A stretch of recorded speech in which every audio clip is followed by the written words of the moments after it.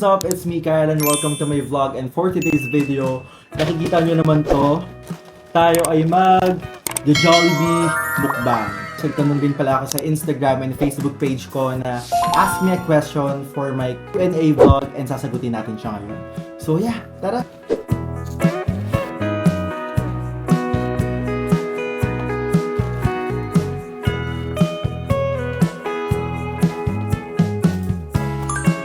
So guys, ayan, ready na yung mga food natin and iisa-isahin ko muna pala yung mga binili ko.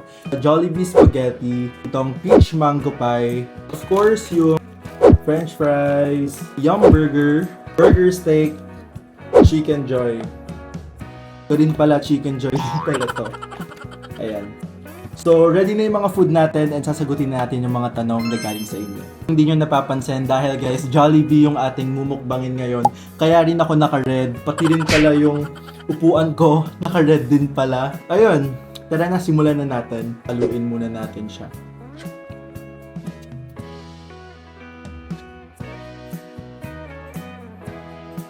Ano ba guys, ang Jollibee talaga yung isa sa pinaka top 1 midnight snack ko pag nagugutom ako dahil medyo malapit lang yung Jollibee dito sa may condo or minsan pag tinatamad akong lumabas, nagpapadeliver na lang ako.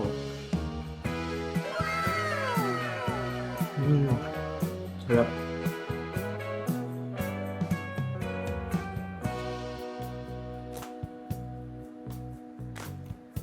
Ako lang ba guys yung mahilig sa spaghetti, lalo na pag yung nilalagay sa ref, yung medyo malamig siya. Talaga yung isa sa pinaka-favorite ko pag sa mga spaghetti, yung medyo malamig. Hindi ko alam kung bakit, pero yung iba nagsasabi sa akin, ang weird naman, bakit mas gusto mo yung malamig? Kasi yung iba, mas gusto nila yung nasa ref, yung iniinit pa talaga. Pero ako, mas gusto ko yung medyo malamig talaga.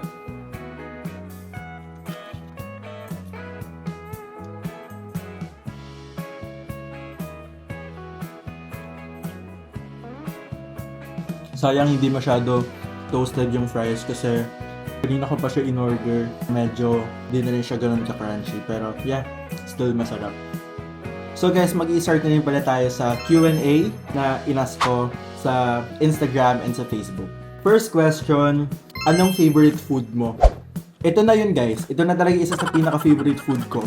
Pero yung since bata ako, pinaka-favorite ko talaga hanggang ngayon naman is yung tocino. Tapos mo siyang lutuin, yung parang yung pinakamantika niya, ilalagyan mo ng kanin, gagawin mong sangag. Sobrang sarap. So, yeah. Tocino yung isa sa pinaka-favorite ko hanggang ngayon. Kahit ay nung ipakain mo sa akin, umaga, tanghali, gabi, hindi talaga ako mag-asawa doon. Open naman natin tong burger. Ayan.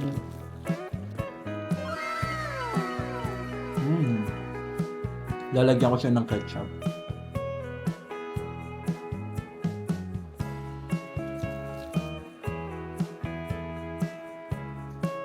Next is, where's your next travel vlog going to be? Actually, dapat bukas pupunta kami ng parents ko sa Baguio kaso na-reschedule siya by next month pa. So, ngayon, hindi ko pa alam kung saan. Pero kung mag-aaya kayo, G. Shoutout kay Emma. Ito guys, yung kung napanood niyo yung first vlog ko, sa kanya galing to. Ito yung picture namin ng comms. Kasi sabi ko sa kanya, gagamitin ko siya or ilalagay ko siya dito sa likod ng phone ko. So, ayan. Oh, wait lang, medyo nahihirapan kasi ako kumain. Kaya ipapatong ko na lang dito siguro yung cellphone ko. Ayan, kumain muna tayo.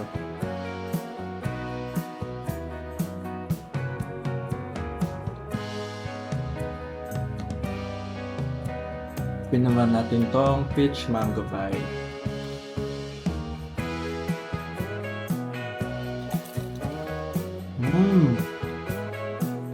Sarap.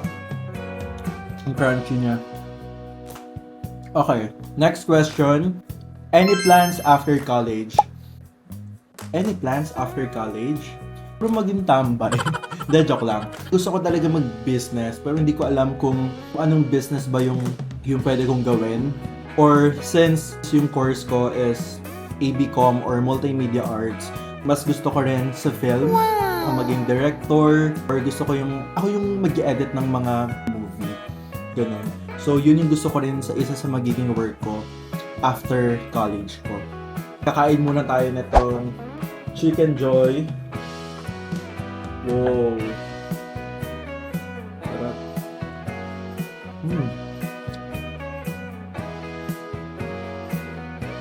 Alam niyo ba guys, sa lahat ng mga fast food na kinakainan ko, like Jollibee, McDo, KFC, sa lahat ng yon hindi ako mahilig sa gravy. More on ketchup talaga ako. Ayan, ketchup. Kaya pag yung makasama ko yung mga friends ko, alam na nila talaga na hindi ako mahilig sa gravy, kaya sila na yung kukuha sa gravy and binibigay nila sa akin yung ketchup.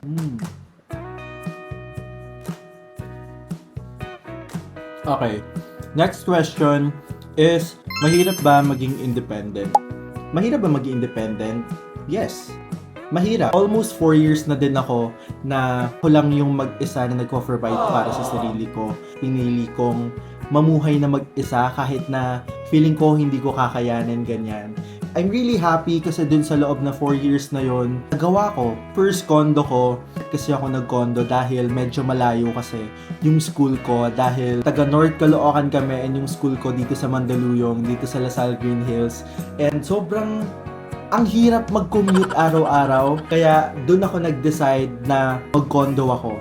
1 year lang ako dun sa condo ko na yon, and yung nakagraduate na ako, dun naman ako nagstay sa Manila. And ngayon, ito na yung pangatlo na lipat ko, which is dito sa Pasig, dahil sa BGC na ako magka-aral, kaya mas pinili kong dito na ako magstay.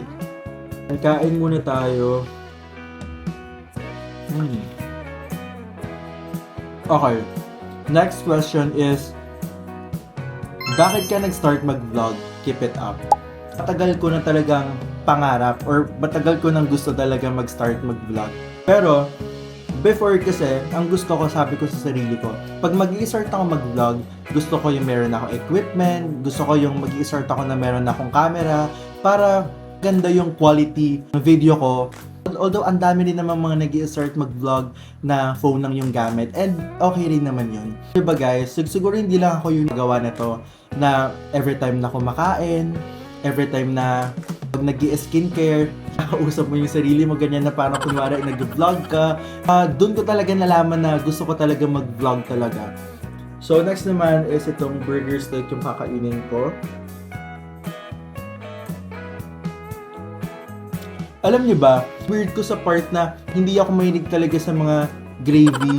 Pero dito sa may burger steak, gustong gusto ko yung gravy nito. Masarap. Hindi. Titikman natin yung gravy ng Jollibee. Or feeling ko kasi yung dito sa may burger steak is may halo yung gravy niya. Kaya parang mas gusto ko siya. Hindi. Talaga. Ang layo ng different nila parehas. Hindi ko talaga gusto yung pinaka-gravy talaga ng mga fast food. Tayo sa next question. What does it felt like to be able to lend someone a financial help? Still very much grateful to you. Sobrang sarap sa feeling na makatulong ka and alam mong deserve nung tao na yun. As long as na meron ako, never akong nagdamot talaga. Next is, what is the craziest thing you've done to get out of a date?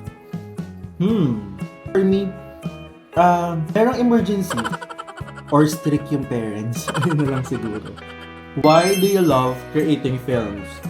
Yung bata pa ako, mahilig na talaga ako mag-computer ganyan kasi before, palagi kong ginagamit yung laptop ng mami ko. Marunong din akong gumawa ng website. Ngayon, college na ako, kaya mas nag-pursue talaga ako sa related sa filming, which is AB Communication. Talaga yung pinaka-forte ko. Yung mas ma-enhance yung knowledge ko when it comes to film, editing, siguro sa pagiging creator na din siguro na pag may mga brands na kailangan ng gantong video, ganyan, mas na-enhance pa yung knowledge ko sa pag-edit and dun ko mas nagustuhan na someday gusto ko magkaroon ng movie or ako yung magiging editor ng movie na yon. Naalala ko rin pala nung grade 12, meron kaming final task or performance na kailangan gumawa ng short films. Ako yung nag-direct nun, ako yung nag-edit nun, dahil yun kasi talaga yung pinaka gusto kong gawin, which is mag-edit. Gusto ko talaga yung film. I really love filming, guys. Okay, next is, Anong paborito mong Filipino ulam is adobo? Lalo na yun yung adobong tuyo. Tama ba? Mantika na lang yung naiwan, ganun. Ayun yung isa sa pinaka gusto kong ulam. Ano na rin? Sinigang. So guys, hanggang doon na lang muna siguro yung question and answer. So, kakainin ko na muna to.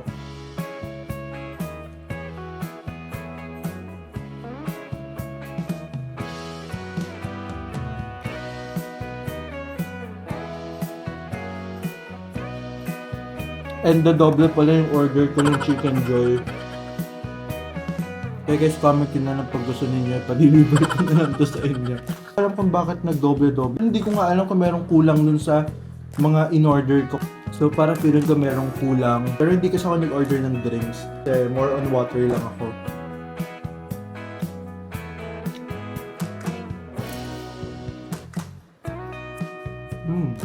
Sarap guys oh.